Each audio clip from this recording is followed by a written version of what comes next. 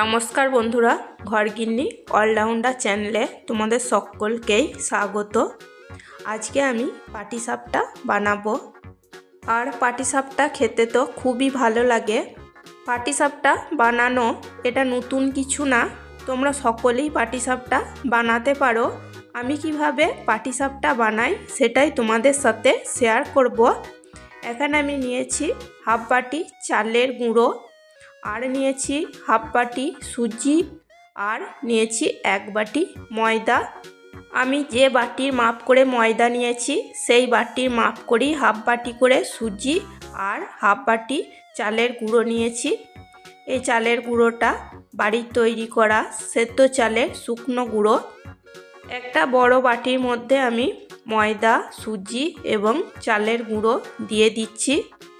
আর এখানে দিয়ে দেব টেস্ট অনুযায়ী লবণ।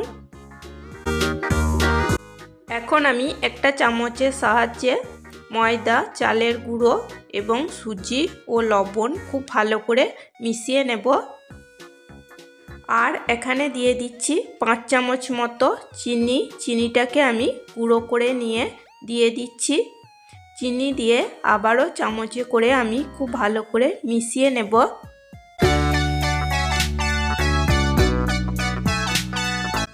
চিনি গুঁড়ো আমি খুব ভালো করে মিশিয়ে নিয়েছি। এখন আমি দিয়ে দিচ্ছি জল। অল্প অল্প করে জল দিয়ে একটা ব্যাটার তৈরি করে নেব। আমি এখানে রুম টেম্পারেচারে থাকা জল দিয়েই ব্যাটারটা তৈরি করে নেব। কোনো রকম গরম জলের ব্যবহার করব না। তোমরা এখানে জল না দিয়ে গরুর দুধ দিয়েও ব্যাটারটা তৈরি করে নিতে পারো। খুব ঘনও হবে না, আবার খুব পাতলাও হবে না, সেরকমভাবে ব্যাটারটাকে তৈরি করে নিতে হবে। দেখো আমি ব্যাটারটা তৈরি করে নিয়েছি। এখন আমি 15 মিনিটের জন্য ঢাকা দিয়ে রেখে দেব। এবার আমি পাটিসাপটার পুর তৈরি করে নেব। সেই জন্য কড়াইতে অল্প একটু জল দিয়েছি। জল কুসুম গরম হয়ে গেছে। এখন আমি দিয়ে দিয়েছি 1 বাটি আমুলের পাউডার দুধ। পাউডার দুধ খুব ভালো করে কুসুম গরম জলের সাথে মিশিয়ে নেব। পাউডার দুধ আমি খুব ভালো করে মিশিয়ে নিয়েছি। এখন আমি এখানে দিয়ে দিচ্ছি 2টো খেজুর গুড়ের পাটালি।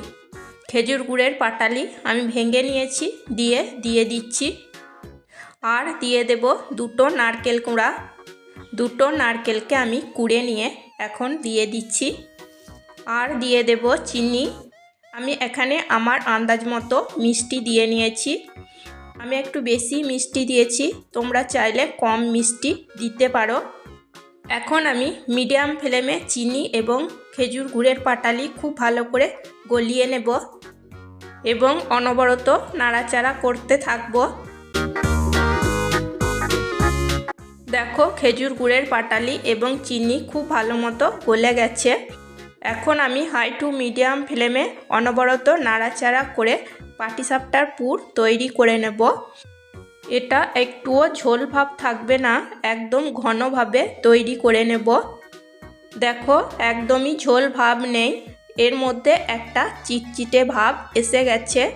এখন আমি গ্যাসের ফ্লেমটা অফ করে দেব। পাটিসাপটার পুর তৈরি হয়ে গেছে। এটা ঠান্ডা হয়ে গেলে আরও একটু ঘন হয়ে যাবে। পাটিসাপটার ব্যাটার তৈরি করে আমি 15 মিনিটের জন্য ঢাকা দিয়ে রেখে দিয়েছিলাম। দেখো 15 মিনিট পর আমি ঢাকা সরিয়ে নিয়েছি। দেখো ব্যাটারটা ঠিকঠাক মতো পাটিসাপটা বানানোর জন্য তৈরি হয়ে গেছে। এখন আমি পাটিসাপটাগুলোকে তৈরি করে নেব। পাটিসাপটা বানানোর জন্য ওভেনে আমি ফ্রাইং প্যান বসিয়ে দিয়েছি।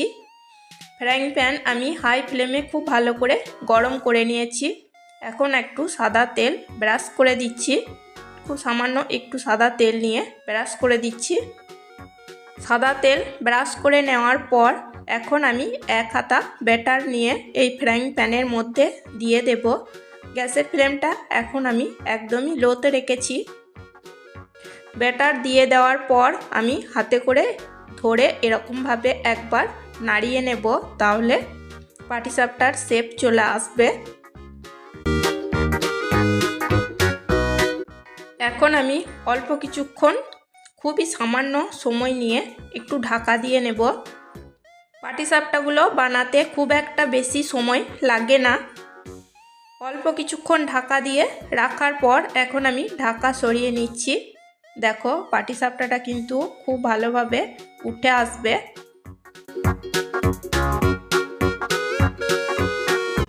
এখন আমি পাটিসাপটার পুর তৈরি করে রেখেছি, সেটা দিয়ে নেব। এখন আমি খুন্তির সাহায্যে রোল করে নেব।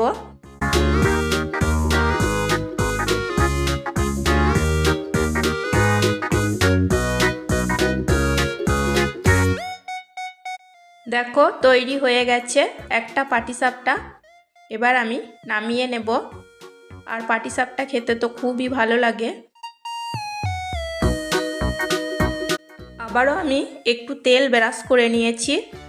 এবার আমি এক হাতা বেটার নিয়ে ফ্রাইং প্যানের মধ্যে দিয়ে হাতার নিচটা করে এরকমভাবে ঘুরিয়ে ঘুরিয়ে পাটিসাপটার শেপ দিয়ে নিচ্ছি। তোমরা এরকমভাবেও পাটিসাপটার শেপ দিয়ে নিতে পারো।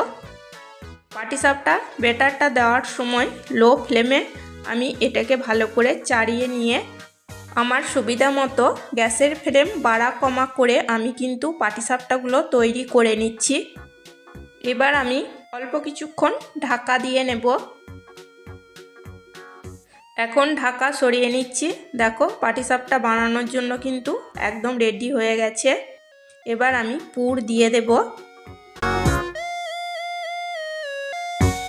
পুর দেওয়া হয়ে গেছে। এবার আমি পাটিসাপটার শেপ দিয়ে নেব।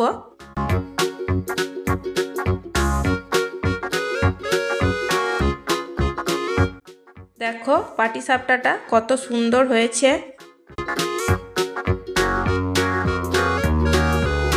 আমার পাটিসাপটা বানানো যদি তোমাদের একটুও ভালো লেগে থাকে তাহলে একটা লাইক করে দিও, সাবস্ক্রাইব করো, কমেন্ট করো এবং প্রচুর প্রচুর শেয়ার করে আমার পাশে থেকো।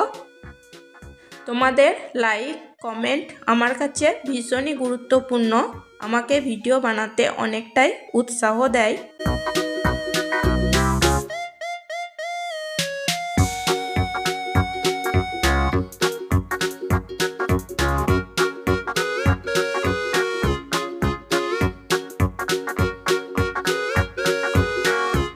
দেখো আর একটা পাটিসাপটা তৈরি হয়ে গেছে। আমি একইভাবে বাকি পাটিসাপটাগুলোকে তৈরি করে নেব। একইভাবে আমি পাটিসাপটাগুলোকে তৈরি করে নিয়েছি। দেখো পাটিসাপটাগুলো কত সুন্দর হয়েছে। আমি একটা ভেঙে দেখিয়ে দিচ্ছি। আজকের মতো এই পর্যন্তই। আবার আসবো অন্য কোনো নতুন রেসিপি নিয়ে। সবাই সুস্থ থাকবে, ভালো থাকবে। চলো টাটা বাই।